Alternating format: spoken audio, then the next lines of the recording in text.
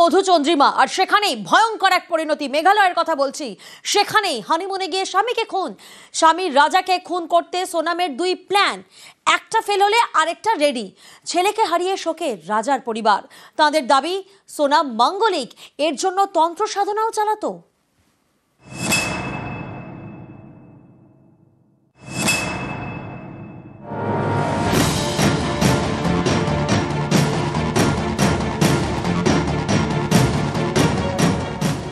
মেঘালয়ে মার্ডার, স্বামীকে মারতে প্রেমিককে অর্ডার। রাজা রঘুবংশী খুনে একের পর এক চাঞ্চল্যকর তথ্য। স্বামীকে খুনের দায়ে গ্রেফতার রাজার স্ত্রী সোনাম। নিহত রাজার পরিবারের দাবি মাঙ্গলিক দশা ছিল সোনামের, এর জন্য তন্ত্র সাধনা সে করত। সোনামের জ্যোতিষী বলেছিলেন রাজা রঘুবংশীর ছবি উল্টো করে রাখতে। इनके ज्योतिष ने कहा है कि तांत्रिक क्रिया करिए। राजा के टाइम पे राजा की फोटो उल्टी क्यों नहीं टांगी? उसकी फोटो उल्टी टांगा, राजा भी जिंदा बचता है। खुद की बेटे के लिए जिंदा रखने के लिए उल्टी फोटो टांग के बचा लिया उसको। तो इसमें तो तांत्रिक क्रिया और ज्योतिष क्रिया जो करते हैं वो भी आई है साथ में।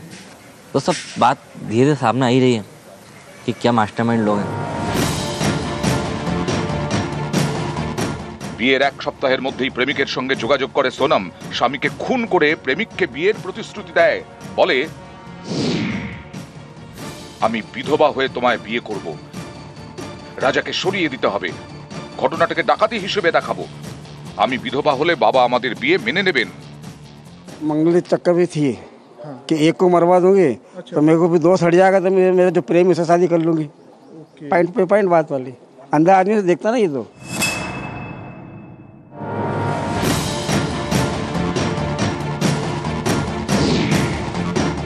প্রেমিকের সঙ্গে নতুন সংসার করার স্বপ্ন, তার জন্য পথের কাঁটা স্বামীকে সরাতেই হবে।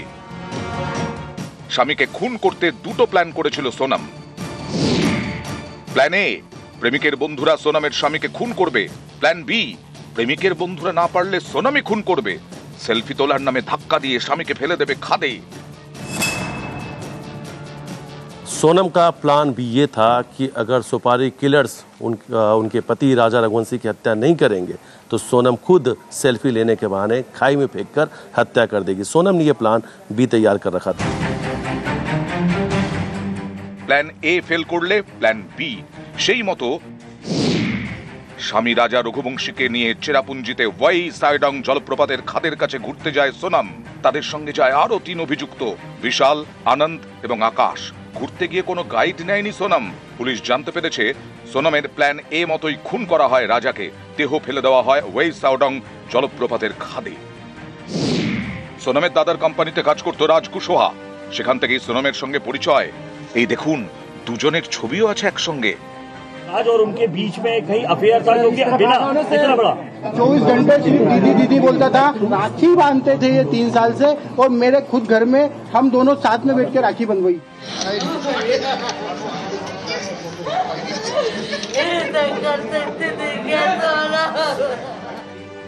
বুধবার ইন্দোরে রাজা রঘুবংশীর বাড়িতে যান সোনামের দাদা।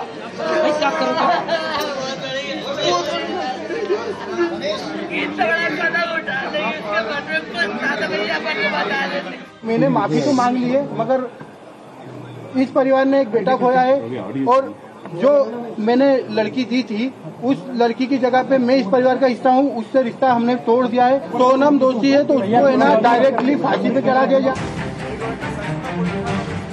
নিউজ 18 বাংলা।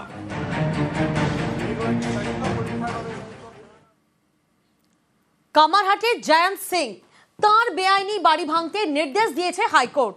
সেই বাড়ি ভাঙা রুখতে এবার জয়ন্ত সিং এর ভাই পরিচয় দিয়ে আদালতে মামলা দুজনের। বৃহস্পতিবার শুনানি। কামারহাটি পুরসভা অবশ্য দাবি করেছে তারা হাইকোর্টের নির্দেশ মেনে শুক্রবার থেকে বাড়ি ভাঙা শুরু করবে। উত্তর 24 পরগনার কামারহাটির এক সময় ত্রাস জয়ন্ত সিং। কামারহাটিতে তার বিশাল বাড়ি। বেআইনি এই বাড়ি ভাঙার নির্দেশ দিয়েছে কলকাতা হাইকোর্ট। এই বাড়ি ভাঙা আটকাতে হাইকোর্টে হয়েছে মামলা।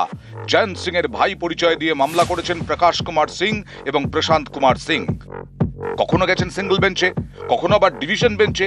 অভিযোগ তাঁরা যে জয়ন্ত সিং এর ভাই সেই সংক্রান্ত কোনো নথি দেখাতে পারেননি। বৃহস্পতিবার বিচারপতি কৌশিক চন্দ্র বেঞ্চে শুনানির সম্ভাবনা। পৌরসভা যে আমাদের বাড়ি ভাঙার যে ডেমোলিশন অর্ডারটা দিয়েছে, ওই অর্ডারটা লেখা আছে যে 10 দিনের মধ্যে বাড়ি খালি করে দিন, আমরা ডেমোলাইজ করব। হাইকোর্ট থেকে অর্ডার আছে, কিন্তু হাইকোর্টের অর্ডারটা আপনি দেখেছেন, ওখানে লেখা আছে উইদিন 4 উইকস আপনি বাড়ি ডেমোলাইজ করার জন্য যা যা মানে স্টেপ নিয়েছেন আমাকে রিপোর্ট করুন উইদিন 4 উইকস। তো এটা একটা মিসকমিউনিকেশন হয়েছে মানে পৌরসভা আর হচ্ছে হাইকোর্টের অর্ডারের মধ্যে। ডেমোলিশন অর্ডার দেওয়ার আগে আমাদেরকে হিয়ারিং এ ডাকতে হবে পৌরসভাকে। পৌরসভা আজ অব্দি ডাকেনি, তাহলে ডেমোলিশন অর্ডারটা পৌরসভা দিল কি করে? এর বিরুদ্ধেই আমরা ফাইল করেছি। জয়ন্তের বাড়ি ভাঙতে সময় চেয়ে এর আগে কলকাতা হাইকোর্টের দ্বারস্থ হয় কামারহাটি পুরসভা। এতে তারা আদালতের ভৎসনার মুখে পড়ে। বিচারপতি গৌরাঙ্গ কান্ত বলেন, আগে কিছু পদক্ষেপ করুন, অন্তত 2 তলা ভেঙে আসুন, তারপর বলুন ভাঙতে আরো 2 সপ্তাহ সময় লাগবে। আদালতকে দেখান আপনারা অবৈধ নির্মাণ ভাঙতে উদ্যোগী হয়েছেন, তারপরে বাড়তি সময় চেয়ে আবেদন করবেন। আবার জয়ন্ত সিং এর বাড়ি ভাঙা আটকাতে জয়ন্তের ভাই পরিচয় দিয়ে হাইকোর্টে মামলা। এখানেই অনেকের প্রশ্ন, জয়ন্ত সিং এর ভাই পরিচয় দিয়ে মামলার পেছনে কারা? কামারহাটি পুরসভার কি কেউ জড়িত? বাড়ি ভাঙতে যাতে আরো দেরি হয় তাই কি এই মামলা? আমরা সম্পূর্ণই প্রস্তুত। ওর যা নির্দেশ দিয়েছে সেই নির্দেশ পালন করার জন্য যা যা করতে বলেছেন আমরা সেটা করে ফেলেছি। মেসেজটা নিয়েছি, আমাদের যেখানে দেরি হলো যে ভাঙার ক্ষেত্রে আমাদের একটা সমস্যা ছিল, সেই সমস্যাটাকে কীভাবেই করা যায় আলোচনা করে আমাদের বোর্ডে আলোচনা করে আমরা করেছি, টেন্ডার করেছি। সেই টেন্ডারে রেসপন্স করেছে পার্টি, তো সেইভাবেই আমরা কাজটা করব। গত বছরের জুলাই থেকে জেলে কামারহাটির জয়ন্ত সিং। গ্রেফতারির পর থেকেই প্রকাশ্যে আসতে থাকে জয়ন্তের হাড় হিম করা একের পর এক ভিডিও। অভিযোগ, আড়িয়াদহের তালতলা ক্লাবে বিচার সভা বসাতো জয়ন্ত ও তার সাগরেদরা। তারপর জয়ন্তের নিদান মতো শাস্তি দেওয়া হতো। জয়ন্ত এতটাই বেপরোয়া ছিল যে আগ্নেয়াস্ত্র নিয়ে ক্যামেরার সামনে পোজও দিত। প্রকাশ্যে এক সাগরেদকে আগ্নেয়াস্ত্র চালানোর প্রশিক্ষণ দিতেও দেখা গেছে জয়ন্তকে। কখনো আবার হাত পা ধরে চ্যাংদোলা, তারপর লাঠি দিয়ে পিঠে কোমরে দামাদাম মার। অভিযুক্ত জয়ন্ত সিং এবং তার দল বলে, এ হেন জয়ন্তের বাড়ি ভাঙা আটকাতে আদালতে মামলা। নিউজ 18 বাংলা। বীরভূমের মারগ্রাম হাই মাদ্রাসা, এখানে 15 জন ভুয়ো শিক্ষক এবং শিক্ষাকর্মী। অভিযুক্ত 15 জনকেই হাই মাদ্রাসা থেকে বের করে দিলেন জেলা শাসক। সঙ্গে ছিলেন সংখ্যালঘু বিষয়ক ও মাদ্রাসা শিক্ষা উন্নয়ন দফতরের সচিব। পাল্টা শিক্ষকদের কি দাবি? তাদের নিয়োগ হয়েছে নিয়ম মেনেই। দেখুন। বীরভূমে ভুয়ো শিক্ষক এবং শিক্ষাকর্মী, বুধবার তাদের বের করে দেওয়া হয় হাই মাদ্রাসা থেকে।